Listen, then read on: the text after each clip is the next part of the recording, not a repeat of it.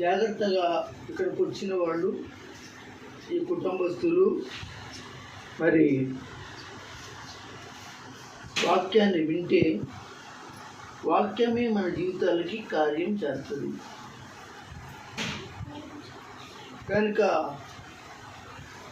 Bible గ్రంథంలోంచి తెస్సలోనిక మొదటి పత్రిక కొత్త నిబంధనలో 187వ పేజీ జాగ్రత్తగా తెస్సలోనిక రాసిన మొదటి పత్రిక 5వ అధ్యాయము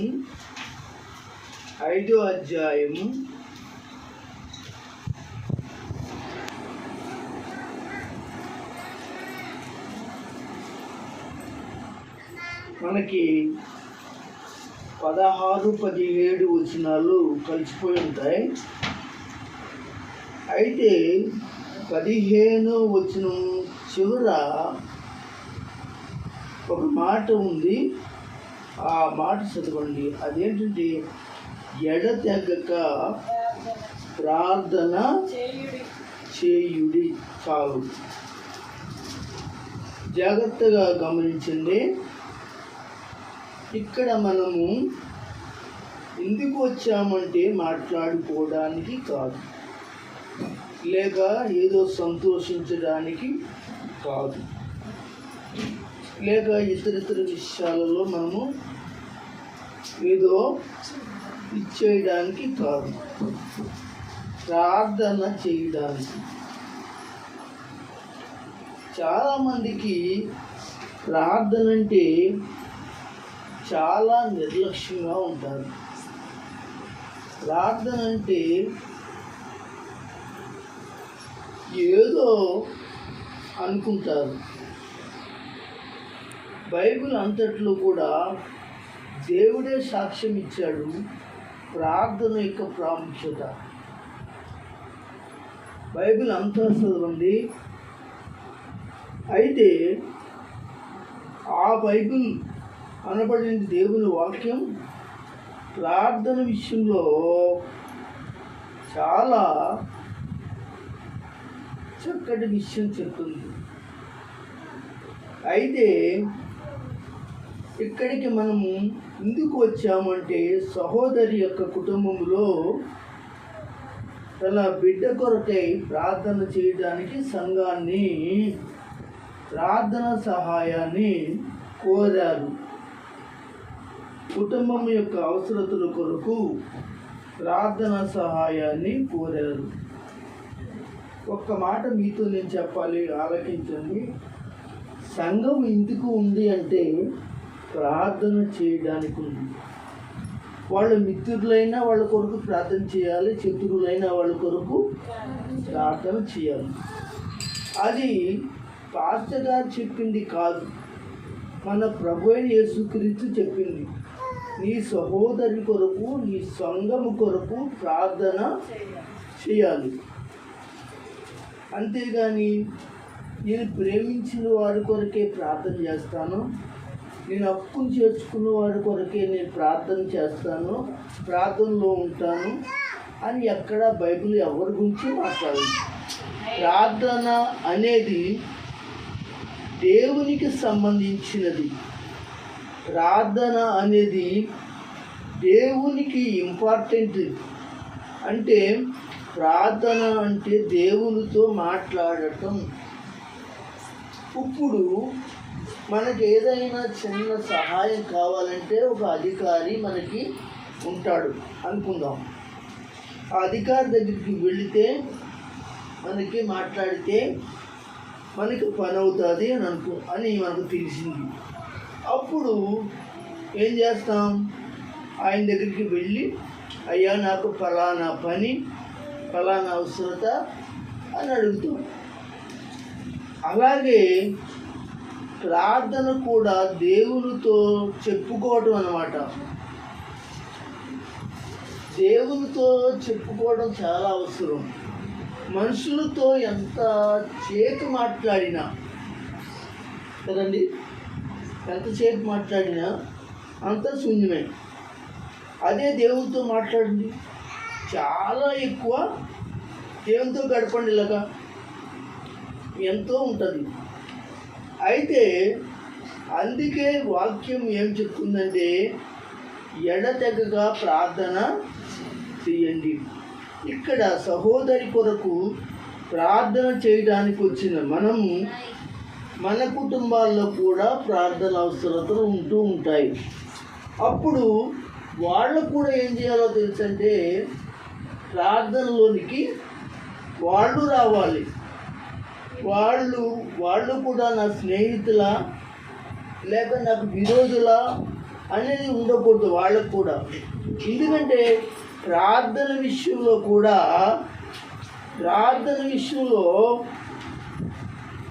ఏమంటున్నాడంటే నీ శత్రుత్వంని పక్కన పెట్టి నాకు ప్రార్థన చేయమన్నాడంతే. అయితే ప్రార్థన విషయంలో స్నేహపూర్వకమైన ప్రార్థన దేవుడు ఆలకిస్తాడు. కనుక ప్రార్థన అనేది చాలా ముఖ్యమైనది. అయితే నేను ఒక 2-3 విషయాలు మీ మధ్యన ఉంచాలని ఆశపడుతున్నాను.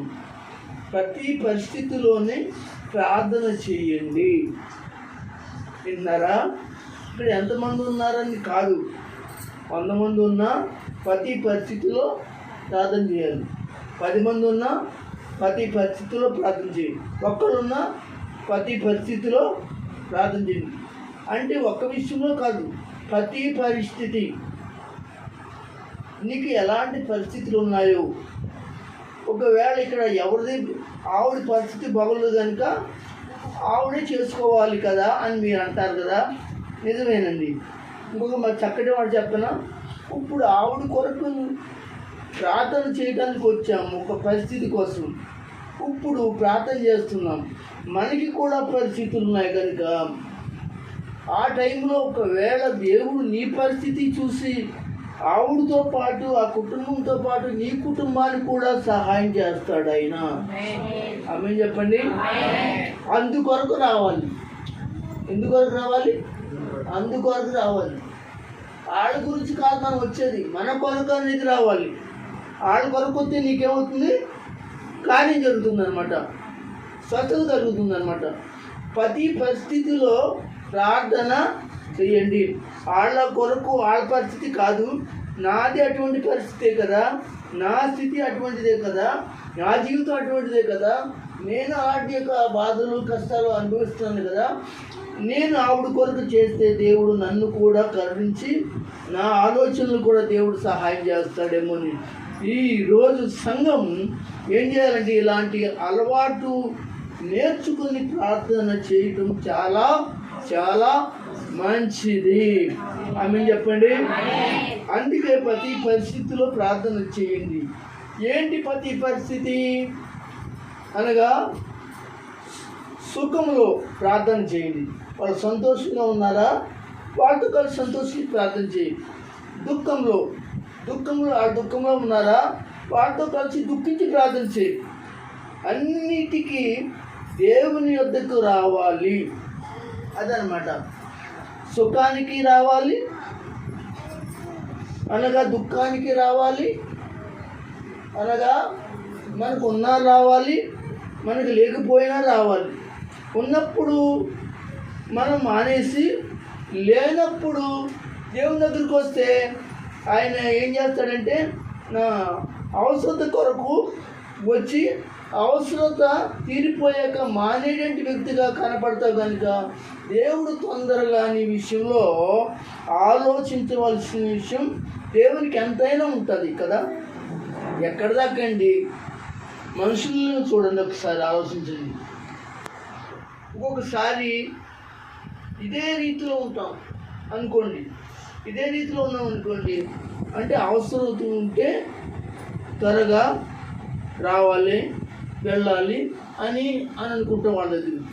లేదంటే మనకి అంతా బాగానే ఉంది కదా మనకిందుకు అని పక్కన పెట్టేటువంటి భావం కలిగి ఉంటాం. అప్పుడు వాళ్ళు కొద్ది రోజుల తర్వాత మరి నీకు మరలా ఏదైనా చిన్న విషయంలో, పెద్ద విషయం అక్కర్లేదు, చిన్న విషయంలో ఏదైనా చేయాలనుకున్నప్పుడు వాళ్ళు ముందుకు రాగలరా అని అంటే రావడానికి చాలా సంకోచిస్తారు అంటారా? మా కుటుంబానికి అంతా సంకోచిస్తారు లేదా? అవును. మరి మనుషులే సంకోచిస్తే దేవుడు ఎందుకు ఆలోచించడా? ఆయన దేవుడు ఆలోచించుకోకుండా ఉంటాడా? కనుక ప్రార్థన అనేది సంఘము చక్కగా ఎక్కడ ఉన్నా, ఏ చోట్ల ఉన్నా, ఏ ప్రాంతంలో ఉన్నా, ఎవరి దగ్గర ఉన్నా, ఎలాంటి వారి దగ్గర ఉన్నా, మనకు నచ్చిన వారి దగ్గర ఉన్నా, మనం నచ్చిన వారి దగ్గర ఉన్నా, మనం ఏం చేయాలంటే కలిసి ప్రార్థన చేయటంలో దేవుడు అద్భుతమైన సహాయము మీకు చేయగలరని ఖచ్చితంగా నేను చెప్తున్నాను. హల్లెలూయా. కనుక సుఖములోను దుఃఖములోను అన్నిటికీ దేవుని వద్దకు రావాలి అని బైబిల్ మనకి చెప్తారు. కనుక యాకోబు రాసిన పత్రిక చూద్దాం. యాకోబు రాసిన పత్రిక పేజీ నెంబర్ చెప్తాను తెలియనటువంటి వారికి. కొత్త నిబంధనలోనే యాకోబు రాసిన పత్రిక 5వ అధ్యాయం తెరవండి. Page number 203 page. కొత్త నిబంధనలో 213వ పేజీ తీయండి, లేక 212వ పేజీ తీయండి. 5వ అధ్యాయం తీసారా? జాగ్రత్తగా 13వ వచనాన్ని చూడండి. ఇక్కడ ఏముందంటే మీలో ఎవరికైనాను అంటున్నారా? సంగమా, సంఘస్థులారా, సహోదరులారా, దేవుని బిడ్డలారా, శ్రమ అనేది ఒకరికి వచ్చి ఒకరికి ఆగిపోదండి. ఏమండి? శ్రమ అనేది ఒకరికి వచ్చి ఒకరికి ఆగిపోయేది కాదు, అందరికీ వస్తుంది. ఉన్నవాడికి శ్రమ వస్తుంది, లేనివాడికి శ్రమ వస్తుంది. ఆరోగ్యం ఉన్నవాడికి శ్రమ వస్తుంది, ఆరోగ్యం లేనివాడికి శ్రమ వస్తుంది. అనగా ధనవంతుడికి శ్రమ వస్తుంది, మరి ధనం లేని వానికి మరి ఏమవుతుందంటే అనగా శ్రమ వస్తుంది. అయితే మీలో అంటే అక్కడ మనం ఎవరిని తీసుకోవాలి? సంఘాన్ని తీసుకోవాలి.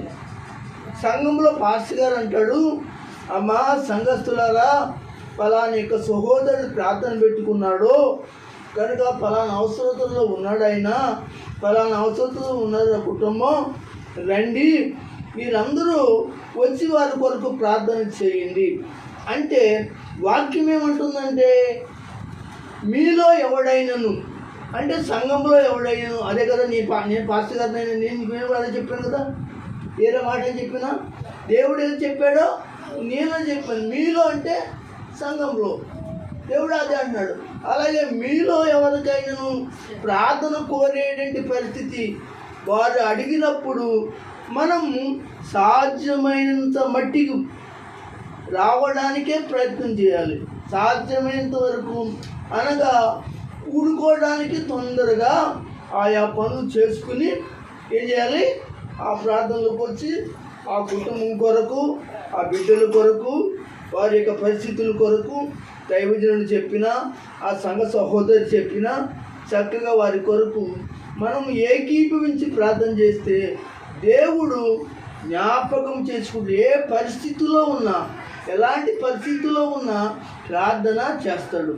ఏమండి, మనము ఎవరి కొరకు ప్రార్థన చేస్తాం కదా అండి, ఎక్కడ దాకా ఇంటికాడ కూడా ఎవరి కొరకు ప్రార్థన చేస్తాం కదా. అప్పుడు దేవుడు చూసి ఏం చేస్తాడు? చాలా సంతోషించి చూడు ఆయన అంటాడు, ఏమంటాడంటే ఒక మాట అంటాడు. ఆ మాట ఏంటో తెలుసంటే ఎవరి కొరకు ప్రార్థన చేస్తుంది, ఆమె యొక్క కష్టాలు, బాధలు, బలహీనతలు, కావాల్సిన అవసరతలు ఎన్నో ఉన్నాయి అని ప్రభు ఆలోచించి వారెవరికో చేస్తున్నంటే వాళ్ళ కొరకు చేసిన ప్రార్థన దేవుడు ఆలకించి వాళ్ళకి చేసి ఈమె కొరకు కూడా ఏంటి దేవుడు సహాయం చేస్తాడు. ఇది నమ్మవలసిన విషయం. అది ఇంటికాడ నువ్వు ఒక్కదానం చేసినా, అలాగే సంఘములో అందరితో కలిసి చేసినా దేవుడు ఆలకిస్తాడు. అంతే కదా. శ్రమలో ఉన్నప్పుడు ఇక్కడ ఏమంటాడు?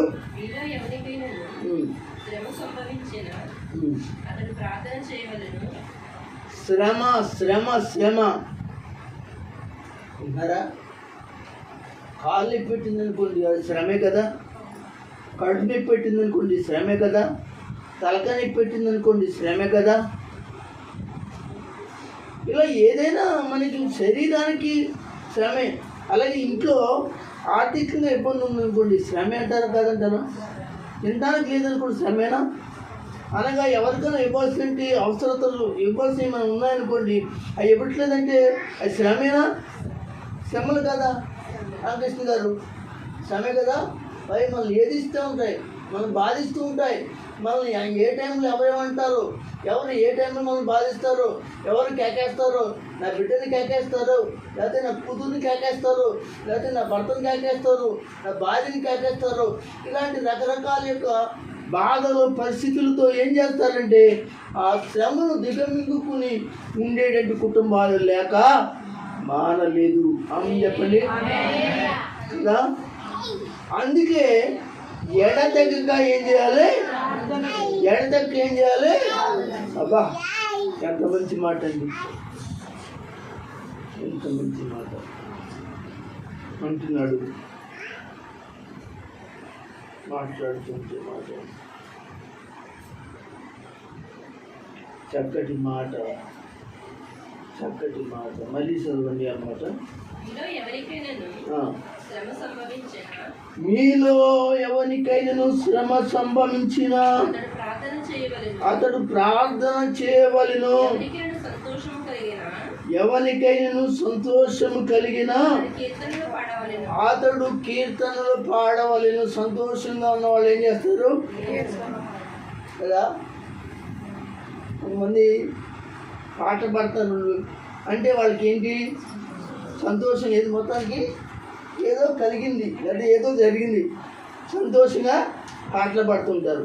సంతోషం కలిగిన అదే చెప్పాను ఇందాక నేను ఏమని, ప్రతి పరిస్థితిలో కూడా ప్రతి పరిస్థితిలో ప్రార్థన చేయాలి. అది దుఃఖమైన కానీ, శ్రమైన కానీ, సంతోషమైన కానీ దేవుని వద్దకు రావాలి. ఈ రాత్రి నేను చెప్తూ ఉన్న మాట ఏంటంటే సంఘములో దేవుని వద్దకు మనసారా ప్రార్థన చేయడానికి రావాలి. ఈ వాక్యం చెప్తూ ఉన్న మాట ఏంటంటే మీలో ఎవరికైనా శ్రమ సంభవించినట్లా అతడు ప్రార్థన చేయవలను. ఎవరికైనా సంతోషం కలిగిన కీర్తనలు పాడవలను. అందరూ గట్టిగా స్తోత్రం చెప్పండి. కనుక మనము ప్రతి పరిస్థితిలోనూ ప్రార్థన చేయాలి. ఆ ప్రతి పరిస్థితిలో ప్రార్థన ఏంటి అంటే దుఃఖమైన, సంతోషమైన ఏదైనా కానీ ప్రార్థన చేయాలి. మరొక మాట మనం చదువుకోవడానికి ఇష్టపడదాం. ప్రతి పరిస్థితులను మార్చేది ప్రార్థన. విన్నారా? ప్రతి పరిస్థితులను ఇప్పుడు ఈయన ఉన్నారు అనుకున్నాం, ఉదాహరణ ఏమనుకోకనే నా దగ్గర కూర్చున్నారు కాబట్టి ఈయన గురించి మాట్లాడుతున్నాం. రవిబాబు ఉన్నారు అనుకోండి, ఇంకా ఆరోగ్యం బాగుంది. ఆ పరిస్థితి మార్చేది ఎవరు? నేనా? పాసం గారా? వాళ్ళ అమ్మ మారుస్తుందా? ఎవరు మారుస్తారు? ఇప్పుడు ఆయన గొడవ ఎందుకండి, నా గొడవ చెప్పండి. ఇప్పుడు నా పరిస్థితి ఎవరు మారుస్తారు? మా పాసమ్మ గారా, లేకపోతే కుమారమ్మ గారా, లేకపోతే నాగమ్మ గారా, లేకపోతే రామకృష్ణ గారా? దేవుడే మారుస్తాడు. ఎప్పుడు మారుస్తాడు అంటే ఆయన యొద్దకే వచ్చినప్పుడు, ఆయన దగ్గర కూర్చున్నప్పుడు, ఆయన దగ్గర ఆయన మాట్లాడే మాటలు వింటున్నప్పుడు వెంటనే ఏమవుతుంది తెలుసా? ఆ శరీరంలోనికి ఆ వాక్యం వెళ్ళి అతని యొక్క శరీరంలో ఉన్న ప్రతి యొక్క బలహీనతను, రోగాన్ని బాగు చేసి మంచి హృదయాన్ని వాక్యం ఇస్తుంది. మంచి హృదయాన్ని ఈ లోకంలో ఎవరెవరండి? మంచి మనసుని ఎవరు ఇవ్వరండి. దేవుని వాక్యం చదివితే ఇంతే వాడికి మాత్రమే ఏం చేయబడుతుంది? ఇవ్వబడుతుంది. దేవునికి మహిమ కలుగును గాక. కనుక ప్రతి ప్రార్థన ప్రతి పరిస్థితిని కూడా మారుస్తుంది అని వాక్యం ఉంది. దయచేసి యాకోబు రాసిన పత్రికలను చూద్దామే. ఒక మాట 5వ అధ్యాయంలోనే ఉందండి ఆ మాట. అది కదమ్మా, చెప్తాను చూసుకోండి. 5వ అధ్యాయం యాకోబు రాసిన పత్రిక 16వ వచనం చదువుతారా?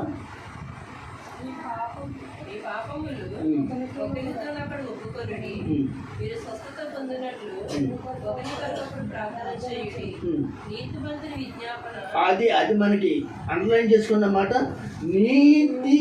నీతిమంతుని విజ్ఞాపన అంటే ప్రార్థన. నీతిమంతుని ప్రార్థన మనోపూర్వకముగా బహుబలమైనదై ఉండెను. విన్నారా? బహుబలమైనది. ప్రార్థన ఏంటంటే ఏదో ఒక తేలికైంది కాదండి, బహుబలమైంది. ఏమండి ఎవరు కూడా చెంచలేని అనగా సంఖ్యలతో గట్టిగా మనం బంధించి అనగా ఉంచితే మనం రాలేని పరిస్థితులు ఎలా ఉంటామో అలాంటి పరిస్థితి. బలమైన సంఖ్యల్లో ఏ విధమైన బలంగా ఉంటాయో ప్రార్థన అటువంటిది. దేవునికి స్తోత్రం. హల్లెలూయా, హల్లెలూయా. ప్రార్థన ప్రతి పరిస్థితిని మారుతుంది. అయ్యో నా బిడ్డ పరిస్థితి ఏంటి? హాస్పిటల్కి తీసుకెళ్ళాను. అయ్యో నా బిడ్డ పరిస్థితి ఏమిటి? అయ్యో నా కుటుంబం పరిస్థితి ఏంటి? చీకటి క్రియలు లేకపోతే సాతాను క్రియలు అని అనుకుంటూ మనము చాలాసార్లు శోధనలు, పరిస్థితులు అని మనం బాధపడుతుంటే, ఇదిగో దేవుని రక్తంలో కడగబడిన సంఘం. ఏ రక్తంలో? దేవుని రక్తంలో కడగబడినటి సంఘం. ఆ దేవుని రక్తంలో కడగబడే వారిని ఏమన్నాడు?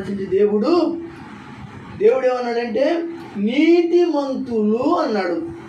యేసు రక్తంలో కడగబడిన, యేసుక్రీస్తు రక్తంలో అనగా వారి పాపాలు కడుక్కుని నీతిమంతులుగా తీర్చబడిన ప్రతి ఒక్కరూ ఎవరైతే ఉన్నారో దేవుని దృష్టిలో వాళ్ళు నీతిమంతులు.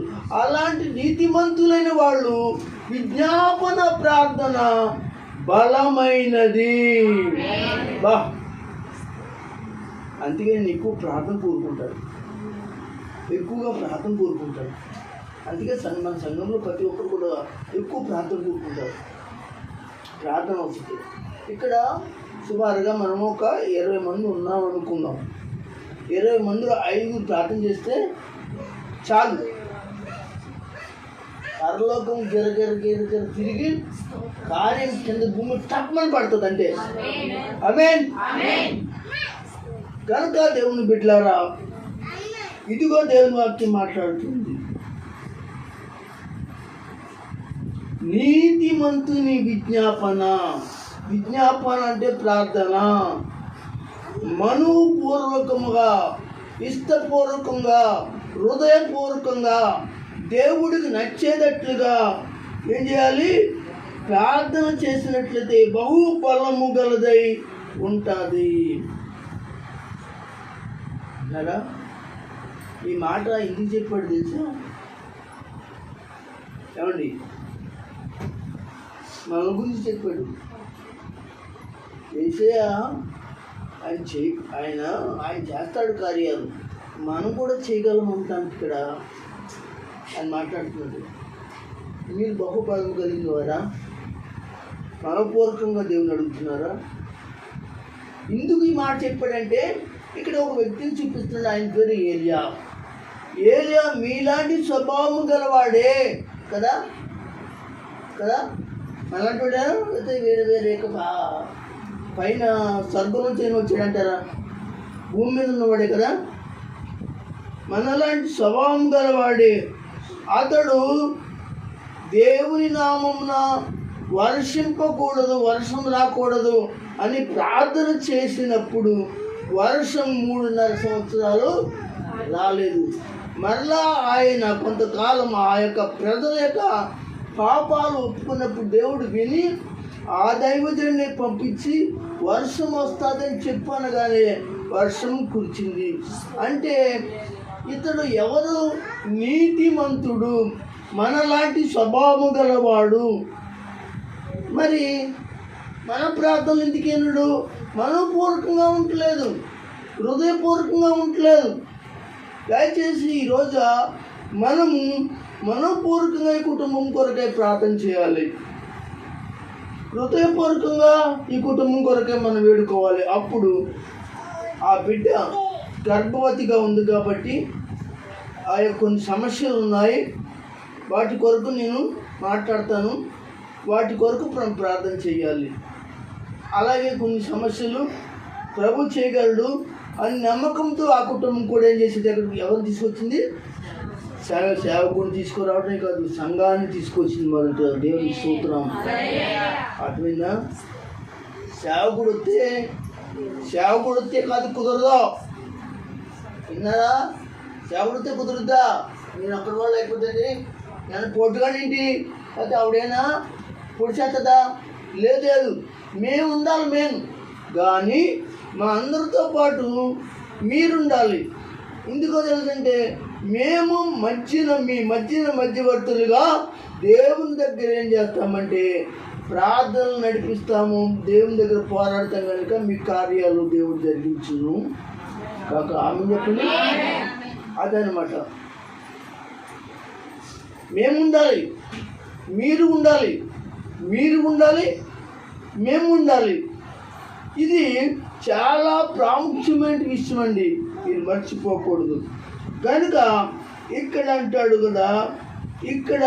కదా, ఏమంటాడంటే ఏలియా మన వంటి స్వభావము గల మనుషుడే, వర్షింపకుండునట్లుగా అతడు ఆసక్తితో, ఏ శక్తితో అమ్మా? ఏ శక్తితో? ఆసక్తితోనా? కాదు, బాగా అనగా తిని శక్తితోనా? బాగా ఫుడ్ తిని, మాంసం తిని, కూరగాయలు తిని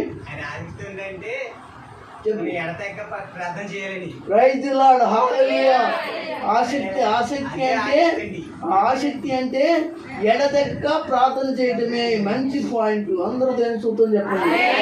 హల్లెలూయా, హల్లెలూయా. కనుక అర్థం చేసుకునే వాళ్ళకి వాక్యం పడుతుంది. దేవుడు పరిశుద్ధాత్మను పట్టుకుంటాడు, పరిశుద్ధాత్ముడు మాట్లాడతాడు, ఆ మనుషులతో మాట్లాడతాడు. కనుక ఇక్కడ మనలాంటి స్వభావం గల మనుషుడు వర్షింపకున్నట్లు ఆసక్తితో ప్రార్థన అంటే, ఆసక్తి అంటే దేవుని బిడ్డలారా ఏం చేయాలంటే ఎడతెక్కకుండా మనోపూర్వకంగా ఇష్టపూర్వకంగా ప్రార్థన చేయాలి. 3.5 సంవత్సరాలు వరకు భూమి మీద వర్షింపలేదు. అతడు 3.5 సంవత్సరాల తర్వాత ఆ ప్రజలు పాపములను ఒప్పుకుని లేక ఆ యొక్క జీవితాలను ఒప్పుకుని మరలా దేవుని అడిగితే ఆ దేవుడు మరలా ఆ ఏలియాతో మాట్లాడి మళ్ళీ పంపించానంట. అతడు మరలా వెళ్ళి ప్రార్థన చేయగా ఆకాశం వర్షం ఇచ్చెను, భూమి చక్కని పంట ఇచ్చెను. మీ కుటుంబాలు కూడా అలాగే ఉంటాయి. అంటే ఇండిపోయిన కుటుంబాలే. ఒక పాట ఉంది కదా, వర్షతరగరావా యేసయ్యా,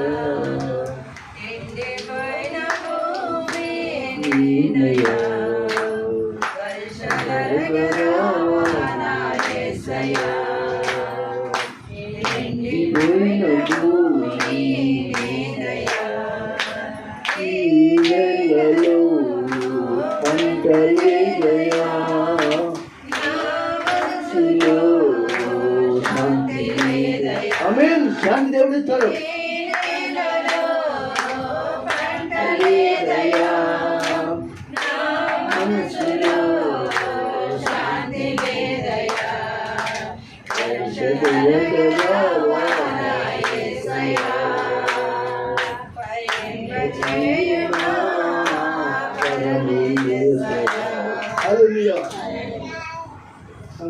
సహాయం చేయి దేవుడా,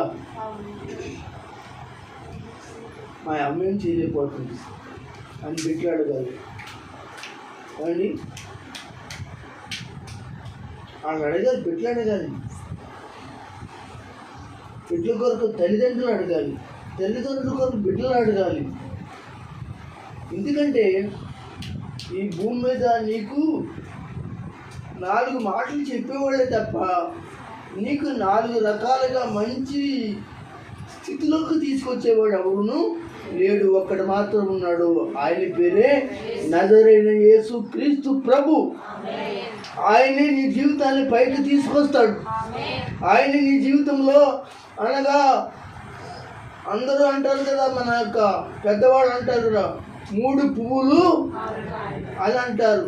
అది ఉచిత నిజం మనకు తెలియదు, కానీ దేవునిలో మాత్రం నిజంగా అలాగా ఫలింప చేయగల దేవుడు ఎవరు అంటే నా ప్రభు. ఏం చేశాడు దేవుడు? భూమిని వర్షం గుమ్మి నుంచి ఫలింప చేసినట్లుగా వారి ప్రార్థనలు ఫలింపజేస్తాడు, వారి ప్రార్థనలకు సహాయం చేస్తాడు, వారి ప్రార్థనలు వాళ్ళకి దీవెనకరంగా దేవుడు దయచేస్తాడు. ఎప్పుడు ఎప్పుడు ఎప్పుడు అంటే ఎడతెగక ప్రార్థన చేసినప్పుడు. ఆ ప్రార్థనే మనం ఇప్పుడు చేయబోతున్నాం. ఆ ప్రార్థనే మనం ఈ రోజున ఈ కుటుంబం కొరకై ప్రార్థన చేయడానికి మనం వచ్చాం. ఆ శక్తితో మనం ప్రార్థన చేద్దాం. ఆయన సహాయం కొరకే దేవుని సన్నిధిలో మనందరం అడుగుదాం. దేవుడి మాటలు మన హృదయాల్లో పెట్టుకుని ప్రార్థన ద్వారా దేవుని అడిగి ఈ కుటుంబ సహాయం పొందటం, అలాగే మీ సహాయం కూడా పొందటం కూడా దేవుని దగ్గర అడుగుదాం. దేవుడు ఈ మాటలు మనందరి ఇంకులో ప్రభు దీవించి ఆశీర్వదించునుగాక. ఆమేన్.